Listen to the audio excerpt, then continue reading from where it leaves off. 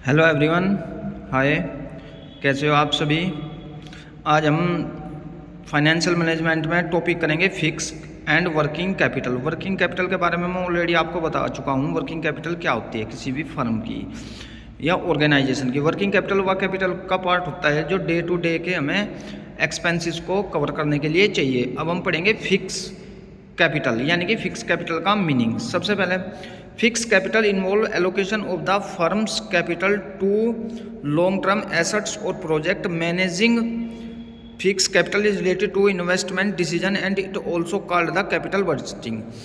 Firm के fix capital में involve होता है एलोकेशन, मीन्स फर्म के फंड का एलोकेट करना, यानी कि फर्म के फंड को इन्वेस्ट करना। Long term assets, long term assets में आपकी क्या आ जाएगी, जैसे मशीनरी होगी, लैंड होगी, बिल्डिंग होगी, प्लांट होगी, ये सब फिक्स एसेट्स में आ जाएंगी, लॉन्ग टर्म एसेट्स में आ जाएंगी। और प्रोजेक्ट्स जो फर्म के फ्यूचर में प्रोजेक्ट्स हैं। मैनेजिंग, इनको मैनेज करना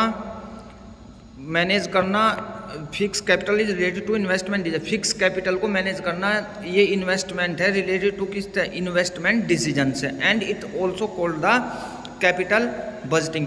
अब टर्म यहाँ पर कैपिटल बजटिंग आया, यानी कि कैपिटल बजटिंग का मीनिंग क्या है यहाँ पर। जो टर्म कैपिटल बजटिंग यूज किया है, यानी कि कैपिटल का बजट बना के वर्क करना, कितना आपको फिक्स कैपिटल में डालना है अपना कैपिटल, कितना आपको वर्किंग कैपिटल के लिए रखना है। इसलिए हम इसको कैपिटल बजटिंग भी मानते हैं, जहाँ पर हम कैपिटल को एक सिस्टमेटिक मैनर्स में यूज करेंगे।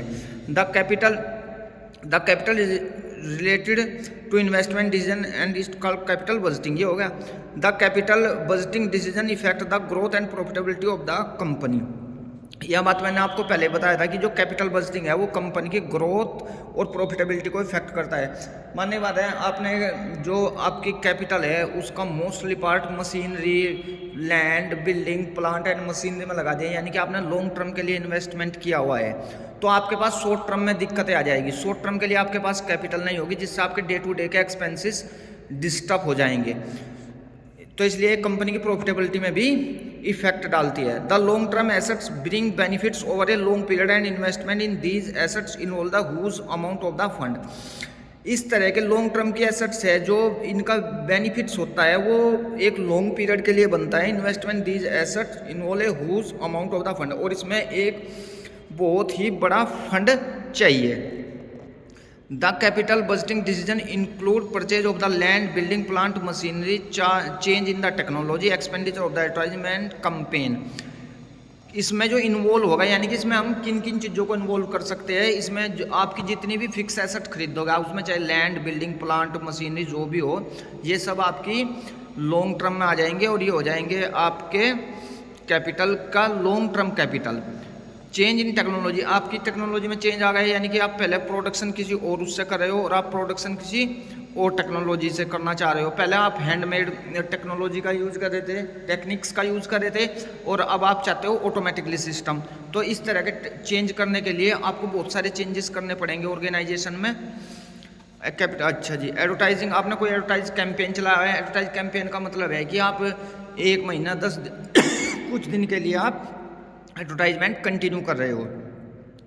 Factor affecting requirement of the fix capital, यानी कि वे फैक्टर की बात कर रहे हैं जो इफेक्ट करेंगे requirement of the fix capital, यानी कि आपको कितनी फिक्स कैपिटल चाहिए, वे फैक्टर के बारे में हम यहाँ पर बात करेंगे। Investment in the fix asset is A for the long duration and the called the fix capital. इसकी जो ड्यूरेशन होगी, इसका जो टाइम अवधि होगी वो एक लॉन्ग टर्म होगी। फिक्स कैपिटल इज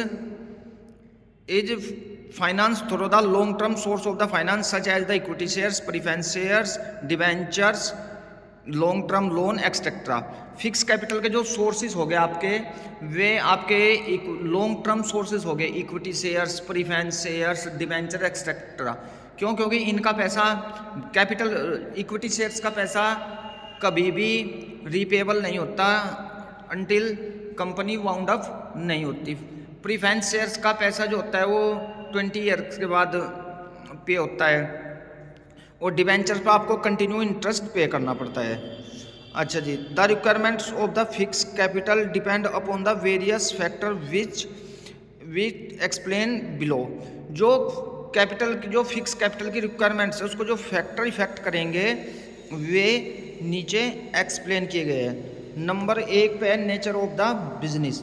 आपके बिजनेस का किस तरह का नेचर है, आपके बिजनेस का किस तरह का नेचर है। अगर आपके बिजनेस का सर्विस प्रोवाइडिंग नेचर है तो आपको फिक्स कैपिटल की रिक्वायरमेंट्स कम होगी। अगर आपके बिजनेस का नेचर मैन्युफैक्चरिंग है तो आपको फिक्स कैपिटल की ज़रूरत ज़्यादा होगी। क्यों? क्योंकि सर्विस प्रोवाइड कराने के लिए आपको बहुत सारे प्लांट्स या मशीनरी की आवश्यकता नहीं होती, आपको कुछ सिस्टमेटिक तरीके से आप सर्विस प्रोवाइड करा सकते हो। बट अगर आप कोई मैन्युफैक्चरिंग यूनिट को ऑपरेट कर रहे हो तो उसके लिए आपको मशीनरी, प्लांट, लैंड, बिल्डिंग बहुत सारी फिक्स कैपिटल की आवश्यकता होती है। तो ये करेगा नेचर पे डिपेंड। अब हम इसमें पढ़ते हैं nature of the business. The type of the business company is involve in the first factor which help to deciding the requirement of the fix capital. ये सबसे पहला फैक्टर होगा जो इसमें डिसाइड करेगा कि फिक्स कैपिटल की रिक्वायरमेंट कितनी है।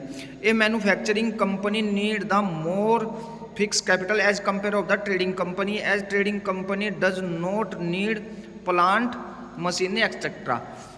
इसने कहा अगर आपके पास कोई मैन्युफैक्चरिंग यूनिट है तो उसके लिए आपको मोर कैपिटल चाहिएगी। क्यों मोर कैपिटल क्यों चाहिएगी? उसके लिए आपको प्लांट चाहिएगा, उसके लिए आपको मशीनरी चाहिएगी, उसके लिए आपको बिल्डिंग चाहिएगी, उसके लिए आपको जो उसमें मशीनरी है जिसमें हम प्रोडक्शन करेंगे वे चाहिए। बट अगर आप आपके पास कोई ट्रेडिंग कंपनी है, ट्रेडिंग का मतलब क्या है? आपने गुड्स, फिनिश गुड्स खरीदे और उनको अपना प्रॉफिट ऐड किया, उसमें उनको आगे फर्दर सेल कर दे। यहाँ पर आपको किसी भी तरह की कोई भी फिक्स एसेट्स की ज़रूरत नहीं है। तो इसलिए आपका नेचर ऑफ द बिजनेस पे डिपेंड करेगा कि आपके फिक्स कैपिटल की कितनी रिक्वायरमेंट्स है। आगे हम पढ़ते हैं इसमें next scale of the operation. आपके ऑपरेशन का स्केल कितना है, अगर आप किस स्केल पे ऑपरेशन कर रहे हो, यानी किस स्केल पर आप बिजनेस कर रहे हो। The company which are operate a large scale require the more fund capital as they need the more machinery and other asset, whereas small scale enterprises need less amount of the fix capital. अगर आप एक बड़े scale पर work कर रहे हो, यानी कि आप स्टेट लेवल पर कर रहे हो, आप नेशनल लेवल पर कर रहे हो, आप इंटरनेशनल लेवल पर कर रहे हो, तो उसके अकॉर्डिंग आपकी कैपिटल की रिक्वायरमेंट बढ़ती चली जाएगी। क्योंकि आपको प्रोडक्शन इतना ज़्यादा करना पड़ेगा। इतने ज़्यादा प्रोडक्शन के लिए आपको ज़्यादा मशीनरी चाहिएगी, ज़्यादा लैंड चाहिएगी, ज़्यादा प्लांट चाहिएगा, ज़्यादा बिल्डिंग चाहिएगी। अगर आप छोटे से स्केल पर बिजनेस कर रहे हो, यानी कि अपनी लोकेलिटी में बिजनेस कर रहे हो, तो उसके लिए आप कम मशीन से, कम एरिया से, कम बिल्डिंग से काम कर सकते हो। सेकेंड आगा जी techniques of the production. Company using the capital incentive techniques require the more capital. हम इसमें बात करते हैं techniques of the production. Production की टेक्निक्स दो तरह की हो सकती है। नंबर 1 तो capital incentive, number 2 labour incentive. जो लेबर इंसेंटिव टेक्निक्स होगी उसमें हम मोस्टली जो वर्क करेंगे वो लेबर के थ्रू करेंगे, यानी कि ह्यूमन के थ्रू करेंगे। जो आपकी टेक्निक्स होगी कैपिटल इंसेंटिव टेक्निक्स होगी, इसमें मोस्टली जो हम वर्क करेंगे वो वर्क हम मशीनरी के थ्रू करेंगे। जब हम मशीनरी के थ्रू वर्क करेंगे तो सीधी सी बात है, हमें ज़्यादा से ज़्यादा मशीन चाहिए और ज़्यादा मशीन के लिए हमें ज़्यादा फंड चाहिएगा। तो हमें यहाँ पर टेक्निक्स को भी ध्यान में रखना है। अब हम इसमें पढ़ते हैं अच्छा capital whereas the compare in the labour incentive technique require the less capital because capital incentive techniques make use of the plant machinery and company need more fixed capital to buy the plant and machinery। अगर आप capital incentive techniques का use कर रहे हो तो आपको मोर machinery चाहिएगी। Number 4 पे आ गया आपका technology upgradation. Industry in which the technology upgradation is fast need more amount of the fix capital as when new technology is invented old machinery become obsolete and they need to buy new plants and machinery, whereas company where technology upgradation is slow they require less fixed capital as they can manage with old machinery। अगर आपके business का nature ऐसा है कि जैसे आपकी कोई software की कंपनी है, सॉफ्टवेयर डेवलपर की कंपनी है, तो आपको टेक्नोलॉजी के अकॉर्डिंग चलना पड़ेगा। आपको नए नए सॉफ्टवेयर खरीदने पड़ेंगे, आपको नई नई जो रिक्वायरमेंट्स की चीज़ें वे अपग्रेड करनी पड़ेगी। अगर आपका बिजनेस का नेचर ऐसा है कि जहाँ पर आपको अपग्रेडेशन की कोई आवश्यकता इतनी जल्दी नहीं है, तो वहाँ पर आप ओल्ड मशीन से भी काम कर सकते हो। Growth prospectus company which are expanded expanded and have the higher growth plan require the more fixed capital as the expand they need to expand their production capacity, and to expand production capacity companies need more plant and machinery, so more fixed capital. अगर आपका growth prospectus ये है कि आपको growth बहुत ज़्यादा करनी है तो आपको बड़े स्केल पर प्रोडक्शन करना पड़ेगा। बड़े स्केल पर प्रोडक्शन करने के लिए आपको बहुत ज़्यादा मशीनरी चाहिएगी, इसलिए आपको यहाँ पर मोर फिक्स कैपिटल की आवश्यकता पड़ेगी। अब हम इनका एक बार रिवीजन कर लेते हैं। Factor affecting the fix capital. सबसे पहला आ गया nature of the business. Nature of the business में क्या होगा कि आपके बिजनेस का किस तरह का नेचर होगा। आपका जो फर्म है वो मैन्युफैक्चरिंग यूनिट है या कोई ट्रेडिंग कंपनी है।